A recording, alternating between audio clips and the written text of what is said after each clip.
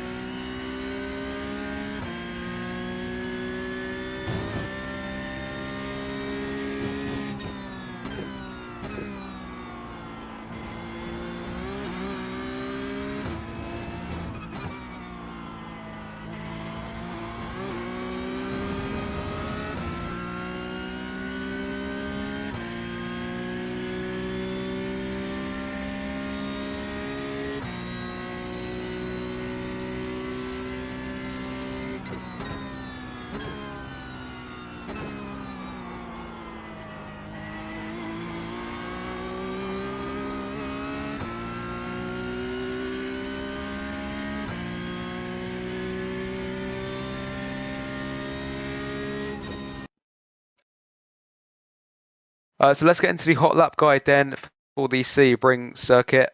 We start here heading down into turn 1. Now, very tricky braking zone to get right here. You want to make sure you're fully to the right-hand side as you turn into the corner. You've got to really commit to this corner. Once you've turned in, you've sort of you've got to stick to it. Otherwise, if you turn out, you're going to end up drifting wide. If you turn in too sharply, you're going to hit the wall. So very important to get it right. You're sort of turning in just as it goes narrow here. It's sort of the wall sort of jinks to the left slightly again. And then you're just running it as close to the wall as you can, just carrying the minimum speed and then back on the throttle.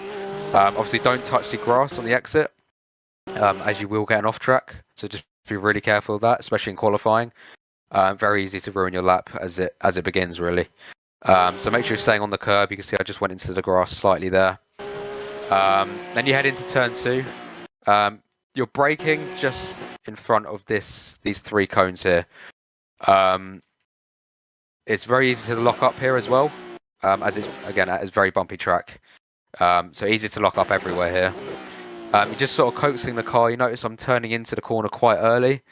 I'm not turning in quite late, so I'm not opening up the corner too much, as it's sort of a slightly double apex left-hander. You're sort of hitting this part of the curb here, and then again on the second part as well, just to open up the next part of the track. You can then hit this right-hand curb quite heavily, and touch the grass as well. And the car doesn't mind that too much. It unsettles it a bit, but it's not too bad to worry about. Again, the same as turn 2, we're not opening this corner up too much. Just the way the corner flows, you just want to get your car turned in quite early as the track is quite wide here. You can use this curb on the apex, just to make sure you get that rotation, and also on the throttle as early as you can. And then using the exit curb as well, obviously just being really careful of the grass on the exit, as it will just pull you wide. And you're sticking to the right-hand side of the circuit as you head round the flat-out bend, and then you head straight into the hairpin for the braking zone. Again, you're braking just about in line with the 4 cones here on the left. You're just braking in front of them. Obviously, be really careful you're not locking the brakes. If you are struggling with locking up, then obviously move the brake bias to the rear, especially for heavy braking zones like this. And then you're turning in just after this line here, just starting to turn in. Making sure you're apexing halfway around the corner. You can use a bit more curb than I did on this lap. And you can use slight. It's up to you whether you want to use this curb on the entry as well. I personally wouldn't, just as it sort of, you're turning left and then right can unsettle the car. But yeah, on the throttle as early as you can as well. You can see I lit up the rears a bit there, which might cost us a tiny bit of time. I noticed it's very important to use this curb on the left here, so you can just straight line this curb. And I mean, people that have done this track before will know that as well. So straight line the exit on the throttle as early as you can, and then your foot is fully planted. So we head into the middle sector, completely flat around here.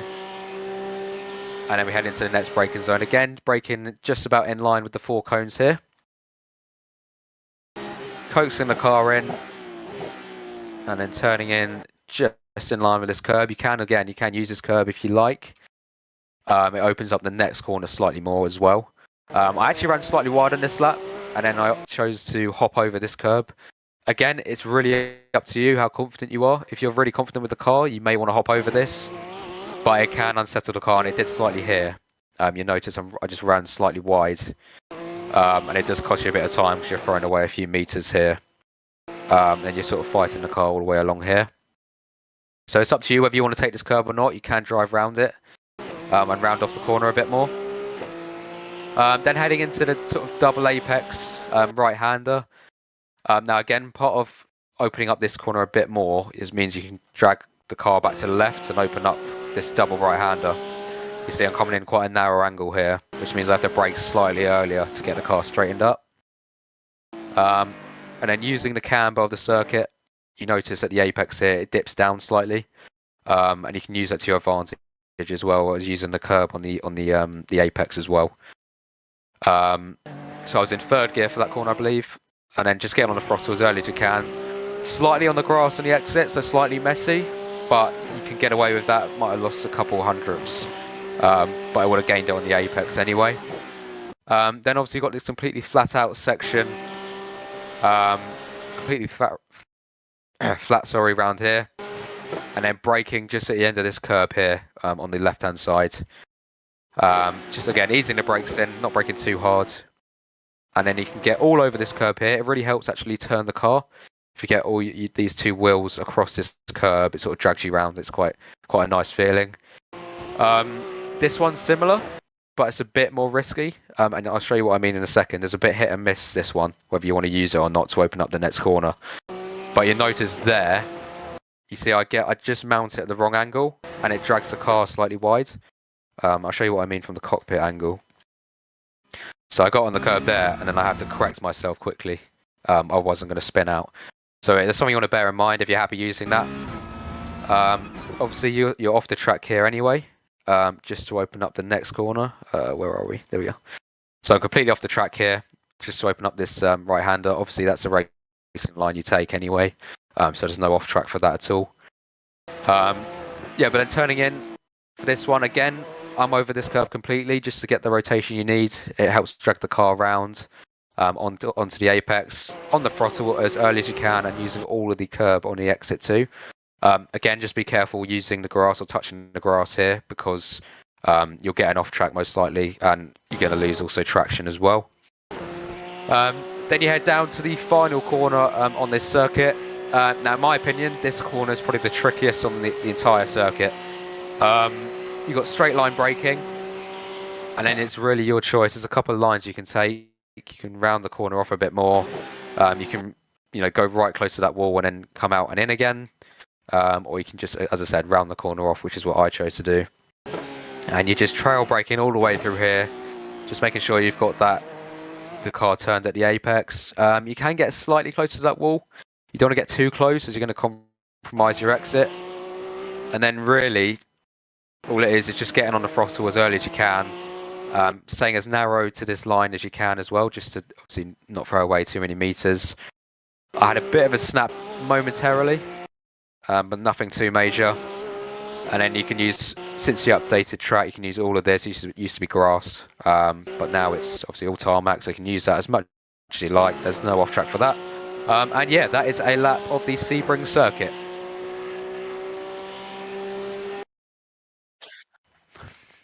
So that was the hot lap guides for the Sebring circuit for week 5 of the Porsche Cup car. My name is Matt Emery. It's been CoachDaveAcademy.com. Obviously, make sure you guys check out the website and also the Discord for any latest tips and tricks, and also the latest setups and data packs as well. But yeah, hope you guys enjoyed that and it was useful to you guys. And I will see you next week for week 6. Take care, guys.